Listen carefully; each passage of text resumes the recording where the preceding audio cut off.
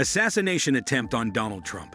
In the early morning hours of Saturday, July 13, former President of the United States, Donald Trump, was in Pennsylvania for a campaign rally when he came perilously near to being assassinated by an assassination attempt. A comprehensive investigation of the circumstances surrounding the manner in which a gunman was able to carry out an attack of this magnitude on a former president has been carried out by the Federal Bureau of Investigation, FBI. Since that time, an individual who was a supporter of Trump was brutally murdered as a result of the incident, which was a devastating consequence. At the time of the event, which took place at 6:08 p.m., President Trump was addressing the crowd on illegal immigration while wearing his typical outfit, which consisted of a white shirt, a dark jacket, and a bright red MAGA cap. He was also wearing a MAGA cap during the time that he was speaking. The occurrence took place. The sudden halt that took place in the middle of his demonstration was brought on by the sound of 4 gunshots. As soon as Trump grabbed his right ear, the crowd responded by yelling, "Get down!" in response to his actions. There was no delay in Trump's response to the situation. During the little period of time that passed, operatives from the Secret Service moved in, but not before 2 additional rounds were discharged. Screams could be heard coming from the audience as soon as the former president took cover behind the lectern. There was a lot of shouting coming from the audience. Within a relatively short period of time, there was an increase in the level of disorder that could be observed. As soon as they heard the sound of gunfire being fired for the second time, the audience members immediately dispersed and sought cover. A last shot was fired not even 17 seconds after the initial shots were fired, and it was immediately followed by a woman's scream to indicate that she had been critically injured. The final shot was followed by the woman's scream, and additional Secret Service personnel ran to the platform in order to respond. Immediately after the 22-second mark had passed, 3 security agents who were heavily armed made their way onto the platform. They engaged in communication with one another, providing directives such as "We're clear" and "Let's move," before assisting Trump, who appeared to be in a state of palpable dread, in rising up. They did this before raising Trump. In the immediate aftermath of the first shots fired, President Trump quietly came from behind the podium and requested that his shoes be returned to him. After the gunshots had begun, this took place approximately 1 minute later. As he lifted his fist to the crowd, the audience replied with cheers that were uplifting and encouraging. At that very moment, he was encircled by officials from the organization. After that, the agents left the platform in a manner that was respectful to him as they escorted him off. Before getting into an SUV, the President of the United States of America made a quick halt to express his gratitude to the crowd by pumping his fist in the air. He did this before getting himself into the SUV. Trump made one more motion toward the audience at the beginning of the incident by raising his fist and then entering the automobile. This was the first of several gestures that he made toward the audience. It was 2 minutes after the incident had begun that this took place.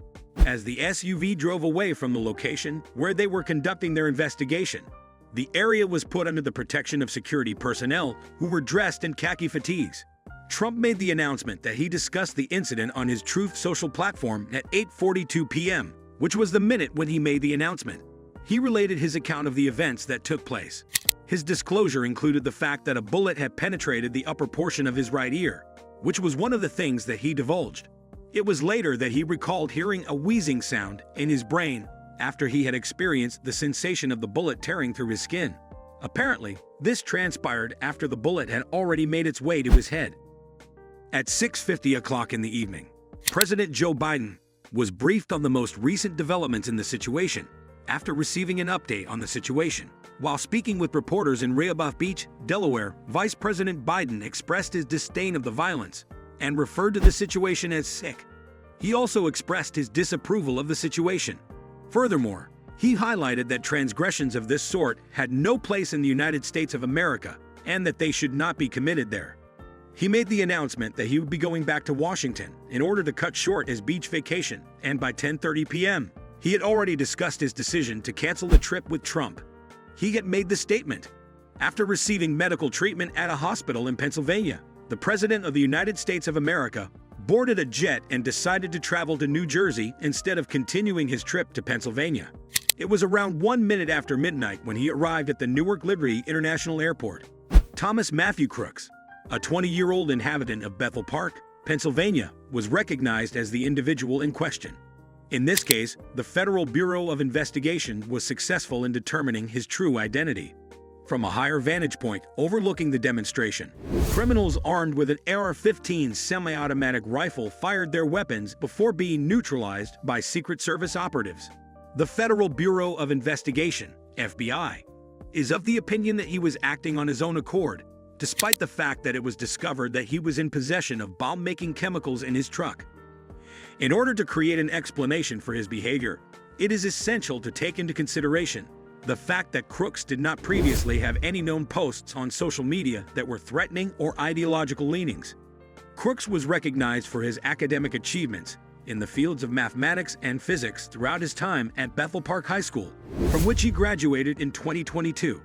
He received this recognition throughout his career at the school.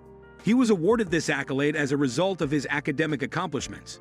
Although he made an effort to join the school's rifle squad, he was not accepted into the team because of his lack of shooting talent.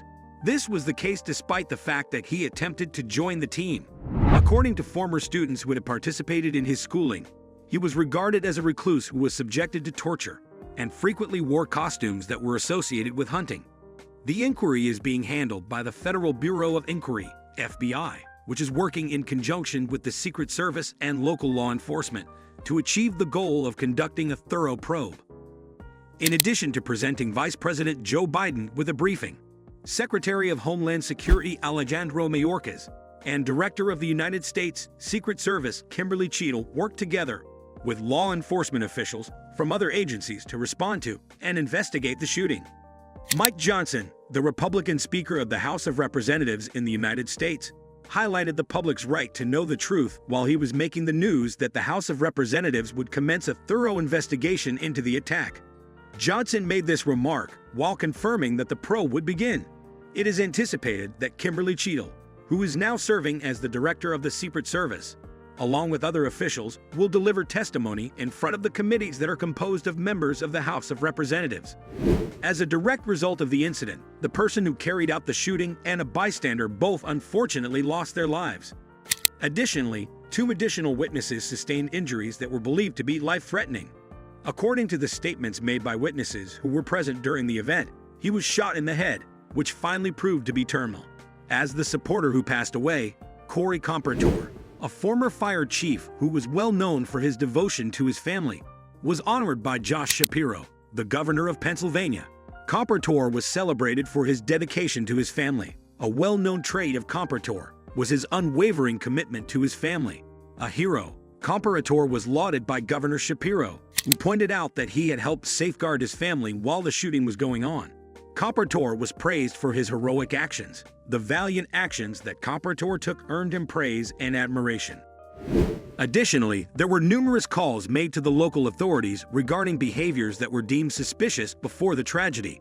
However, they were unable to provide any additional details, and hence could not supply any other information. A number of witnesses, including a supporter of Donald Trump named Ryan Knight, who observed the gunman in a neighboring building and reported their views to the authorities, provided the authorities with information.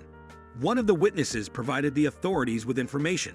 As per the preliminary results of the Federal Bureau of Investigation, FBI, which indicate that Crooks acted independently, there is no sign of any threats or ideological aims involving social media. This suggests that Crooks was able to carry out his activities on his own responsibility. Thanks for watching. Don't forget to like and subscribe to our YouTube channel.